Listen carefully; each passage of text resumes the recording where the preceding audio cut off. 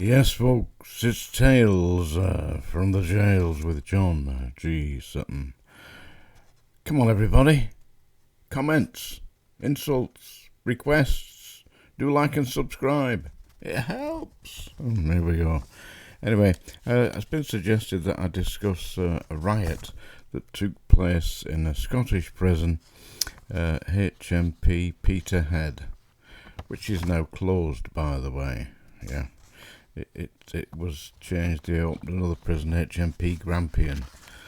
Yeah, but they've shut down Peterhead now. It's still there. It's a museum, and it's sometimes used for film sets. It was in a zombie film called Redcon. Yeah, and another TV series called Screw. That was in 2022. I haven't seen it myself. Anyway, I'm going to take us back in time a little bit to the 28th of September 1987. Now, HMP Peterhead, also known as the Hate Factory, was built in 1888 as a prison for inmates, convicted prisoners serving hard labour, and they were put to work in a quarry smashing up rocks, which was used by the Admiralty to create a harbour in the nearby, one of the nearby ports. So that's how it started, HMP Peterhead, and it was only built to hold 150 inmates, but it ended up holding more than double that. So that was basically the Peterhead. It also had numerous extremely violent prisoners in there in 1987. Peter Tobin, who was a serial killer. I think the one guy could call the Wee Man, he was in Peterhead. He's a gangster from Glasgow. Paul Ferris, the Wee Man, yeah. But he wasn't really a violent man. He was more of a fraudster and a leader. He was obviously quite an intelligent man. But Paul Ferris was in Peterhead in 1987. So on the 28th of September, on D Wing in Peterhead, they kicked off, smashed the place up, started to destroy it, climbed onto the roof, set fires, booby traps, and took one prison officer hostage. At least one, anyway. His name was Jackie Stewart, and he was 56 years of age, and reports say that at the time he was having to work virtually double shifts to get a proper wage. It just always seemed to have been the way with the prison system. They underpay the staff and then encourage them to do overtime to top up the wages. That way they only have to take responsibility for one officer instead of two, so you get them to do two people's work. It's a kind of institutional slavery, which seems to be common amongst the way that the Home Office operates. Of course, they were using the inmates of Peterhead Prison in the 1880s, 1900s as virtual slave labour. But they were sentenced to hard labour, so I don't suppose they could argue too much. So, on the 28th of September 1987, inmates, a lot of them seemed to be, started smashing the place up. And I'll put down below a link to a video. You must have a look at this. It's really good. If you like watching prison riots, then they smashed this place up good and proper. Have a look. Anyway, so they're rampaging. They've got a hostage. Days pass. They can't get Jackie Stewart out, the prison officer. there's no negotiations meaningfully taking place, and the Home Office are under a great deal of pressure to get this sorted out. At the time, the Prime Minister was Margaret Thatcher, the Home Secretary was Douglas Hurd, and it was decided between them that they were going to send in the Special Air Service, the SAS, to actually put an end to this riot. And so they did. They flew a team of 20 SAS.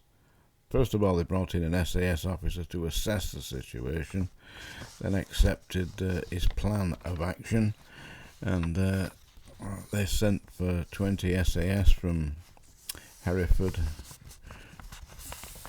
I think it's 2 Regiment Special Air Service at Hereford. Yeah, they sent for them, and they turned up, and they were armed with batons. Apparently, they had handguns.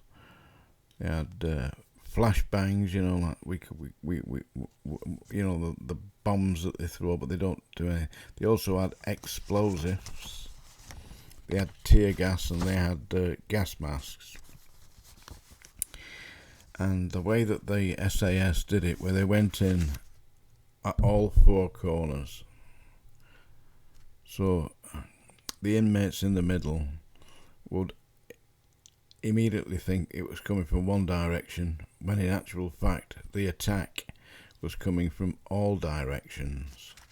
And of course the SAS are extremely disciplined and know what they're doing. One inmate complained that he'd been severely beaten about the head, and said that one SAS soldier had grabbed him and said, "Right, boy, you're going for a spin now," and threw him off the landing. That's what the inmate claimed anyway. There was civil actions taken against the SAS. I don't believe any were successful, and people were claiming that they'd been deliberately and maliciously beaten, as the SAS, they said, were out to teach the inmates a lesson. Well, certainly solved it, because it was over within about 15 minutes of the SAS starting. It was finished. So despite the fact that we got some seriously aggressive, violent, murdering bastards in there, when it came to dealing with the disciplined force of the Special Air Service, they were just no match whatsoever. And I believe that it was the 3rd of October, this, by the way. The 3rd of October, SAS in and sorted it out within about 15-20 minutes. Not a problem. Anyway, in December 2013, HMP Peterhead was closed down. It's now a museum. I believe you can go and have a look round it. So if you're ever in Aberdeenshire, that's up near Aberdeen.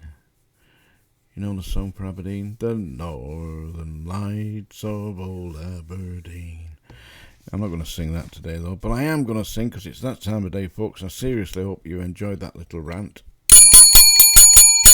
Do have a look at the video. I'll put the link to down below. That's the song dinger, by the way. Yeah.